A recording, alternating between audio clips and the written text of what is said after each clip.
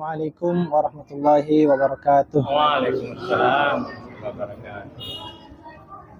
Alhamdulillahirabbil alamin, wassalatu wassalamu ala asyrafil anbiya'i wal mursalin, nabiyyina wa sayyidina Muhammadin wa ala alihi wa sahbihi ajma'in, wa man tabi'ahum bi ihsanin ila yaumiddin.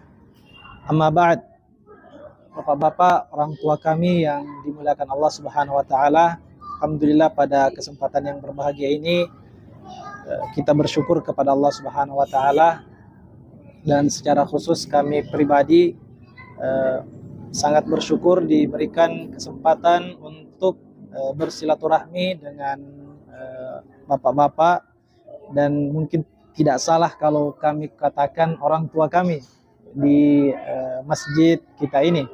Mudah-mudahan dengannya Allah Subhanahu wa taala memasukkan kita termasuk hamba-hambanya yang mempererat persaudaraan di atas panji-panji Islam. Kemudian tak lupa pula untuk kita saling mengingatkan untuk memperbanyak salawat kepada Rasulullah Sallallahu Alaihi Wasallam, yang dengannya kita berharap mudah-mudahan bisa mendapatkan syafaat beliau kelak pada hari kiamat insyaallah taala. Bapak-bapak, orang tua kami yang dimuliakan Allah Subhanahu wa taala, kehadiran kami di sini juga dimotivasi dari hadis Nabi Sallallahu Alaihi Wasallam dalam riwayat Imam Muslim, ketika Rasulullah Sallallahu Alaihi Wasallam menyebutkan salah satu hak yang hendaknya dipenuhi oleh setiap muslim terhadap muslim lainnya. Beliau dalam hadis itu menyebutkan 6. Ya, hakul muslim alal muslimi situn. Hak seorang muslim terhadap muslim lainnya itu ada 6. Salah satunya adalah wa idzastansahaka fansah lahu. Jika diminta untuk menasihati, maka berikanlah nasihat tersebut, seperti yang disebutkan dalam akhir surah Al-Asr, wa tawasau bil haqqi. Salah satu indikator orang yang keluar dari kerugian, yaitu orang-orang yang setelah beriman kemudian beramal soleh, adalah orang-orang yang saling mengingatkan di atas kebenaran, di atas yang hak. Hadirin bapak-bapak, orang tua kami yang dimuliakan Allah Subhanahu wa taala, tadi ketika diberikan Al-Qur'an kami langsung mengingat ayat dalam surah Al-Hasyr di juz 29, ya, surah kedua di juz 29 surah Al-Hasyr, di akhir ayat, mana ayat ini termasuk ayat yang masyhur, yang mungkin sering kita dengar dibaca oleh para imam-imam masjid, yaitu firman Allah Subhanahu wa taala, ya ayyuhalladzina amanu ittaqullaha wal tanzur nafsun ma qaddamat lighadin wattaqullaha innallaha khabirun bima ta'malun. Dan ini ada kaitannya dengan penyampaian yang disampaikan kepada kami oleh Pak Iqbal, bahwa yang biasanya kita lakukan sharing tentang tazkiyatun nufus, yaitu upaya untuk menyucikan jiwa. Yang dipahami bahwa bukan berarti kita ingin menjadi orang yang paling suci, karena ada juga larangannya dalam Al-Quran, wala tuzakku anfusakum, jangan anggap diri kalian suci, kata Allah Subhanahu wa taala. Akan tetapi maksud dari tazkiyatun nufus adalah upaya untuk menyucikan jiwa kita, membersihkan hati kita, bermuhasabah dari segala bentuk penyakit hati, dosa dan maksiat, serta hal-hal lainnya yang bisa mengotori hati-hati kita. Ya ayyuhalladzina amanu taqullah, wahai orang-orang yang beriman, bertakwalah kepada Allah Subhanahu wa taala, wal tanzur nafsun ma qaddamat lighad. Potongan ayat ini yaitu wal tanzur nafsun, ya, hendaklah setiap jiwa, kata Allah Subhanahu wa taala, melihat atau menyiapkan dirinya ma qaddamat lighadin, apa yang dia sudah siapkan untuk hari besok. Yang ditafsirkan oleh para ulama kita, hari besok adalah kehidupan akhirat.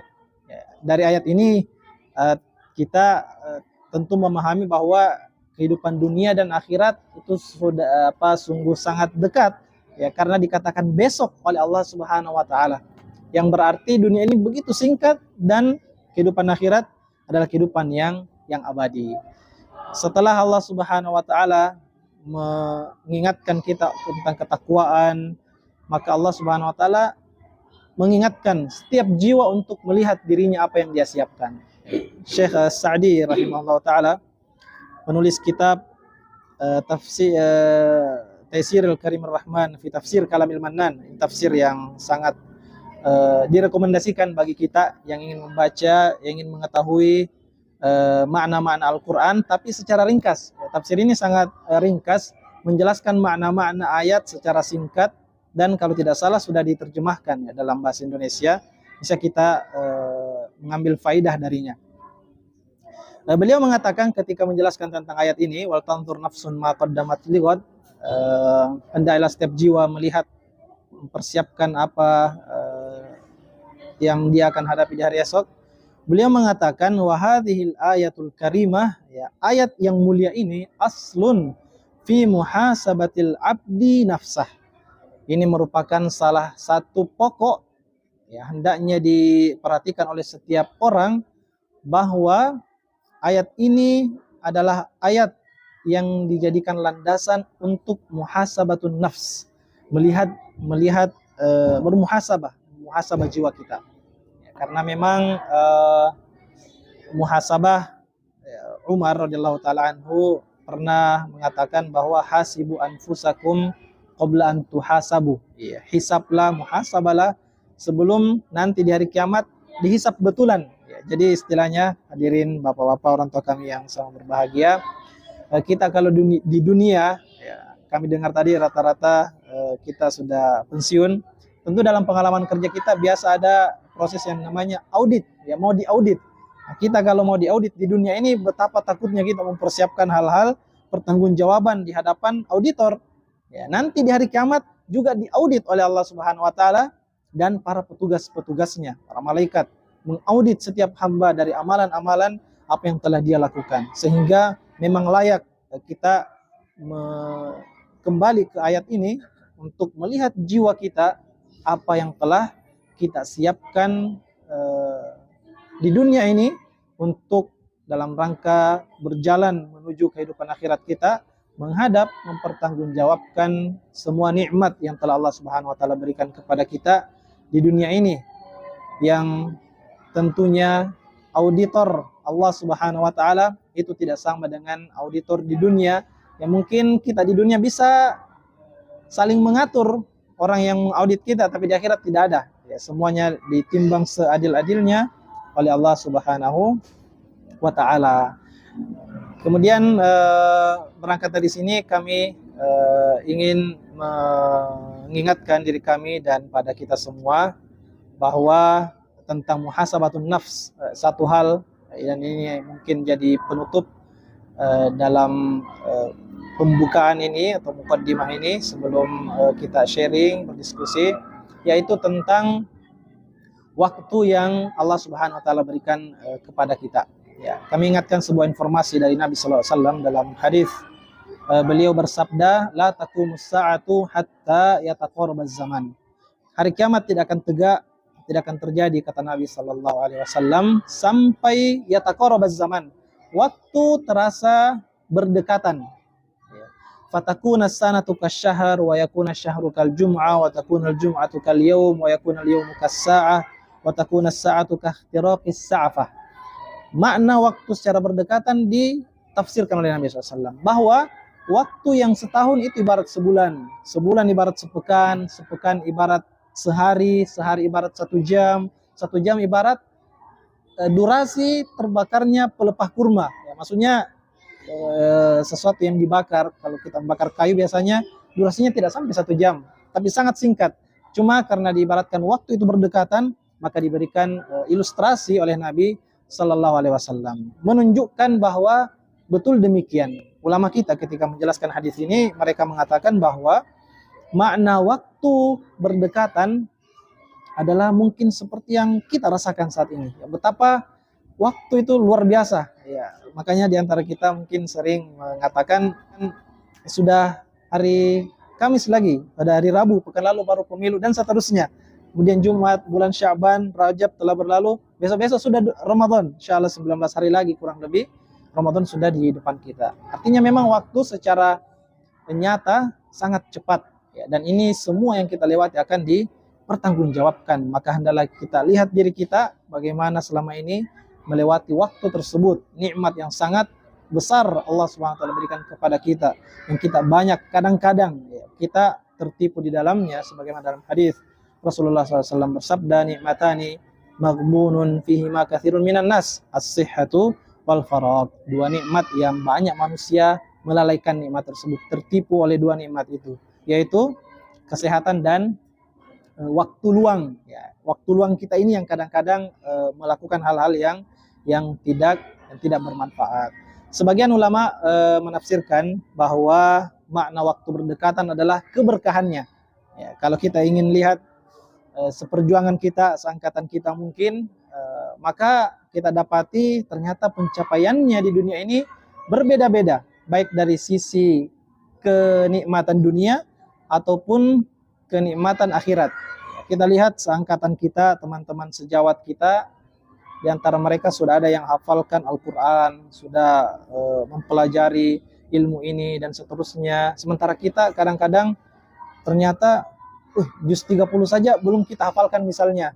Atau sebagiannya bahkan kita baru belajar tajwid misalnya. Tidak masalah, tapi yang kita perlu tekankan sedikit bahwa betapa nikmat itu sangat berharga. Kita lihat diri kita kembali, jiwa apa yang telah kita siapkan, dan tidak ada kata terlambat untuk kita memperbaiki diri kita kembali kepada Allah Subhanahu wa taala tanpa berputus asa, karena Allah Subhanahu wa taala melarang kita untuk berputus asa. Qul ya ibadiyalladzina asrafu ala anfusihim la taqnatu min rahmatillah. Ya, katakanlah wahai orang-orang yang melampaui batas, ya, orang-orang yang banyak melakukan maksiat, ya, kemudian terlambat bertaubat, jangan putus asa. Ya, sesungguhnya Allah Subhanahu wa taala yakfirudz dzunuba jami'a, mengampuni seluruh dosa ya, sebelum tentunya malakul maut mencabut nyawa seseorang. Demikianlah kira-kira apa yang bisa kita saling ingatkan pada kesempatan yang berbahagia ini. Intinya adalah mari kita melihat, diingatkan oleh ayat ini ya, wal tanzur nafsun ma qaddamat lighad, ya, hendaklah kita lihat apa yang sudah kita siapkan dengan usia nikmat yang telah Allah Subhanahu wa taala berikan kepada kita. Kita lihat waktu begitu cepat berlalu dan usia kita pun semakin berkurang. Ya, Imam Hasan Basri mengatakan, ya bani Adam innama anta ayyam. Wahai anak Adam, engkau ibarat hari-hari, potongan-potongan hari. Ya, idza dzahaba yaumuka dzahaba ba'duk. Ketika hari-harimu telah berlalu, maka sebagian dari dirimu juga telah hilang. Ya, dan yang telah berlalu tidak bisa kita ulangi lagi. Sehingga kami mengajak diri kami dan kepada kita semua untuk senantiasa betul-betul memanfaatkan waktu ini dan meninggalkan hal-hal yang tidak bermanfaat, karena Nabi SAW bersabda, min husni islamil mar'i tarkuhu ma la ya'nih. Salah satu tanda indikator baiknya Islam seseorang manakala dia mampu meninggalkan hal-hal yang tidak bermanfaat. Mudah-mudahan apa yang kita sampaikan bisa memberikan penguatan kembali kepada kita semua, khususnya bagi kami pribadi, untuk senantiasa memanfaatkan waktu ini, terutama kita di bulan Sya'ban yang sudah kita ketahui semua keutamaan-keutamaannya. Kita telah berada di depan gerbang Ramadan. Mudah-mudahan Allah Subhanahu wa taala memberkahi kita di bulan Sya'ban ini dan menyampaikan kita pada bulan suci Ramadan, serta memberikan kita taufik untuk memanfaatkan waktu di bulan Ramadan tersebut, memaksimalkannya dalam rangka ketaatan kepada Allah Subhanahu wa taala. Demikian sallallahu ala nabiyyina Muhammad walhamdulillahirabbil alamin. Assalamualaikum warahmatullahi wabarakatuh. Waalaikumsalam warahmatullahi wabarakatuh.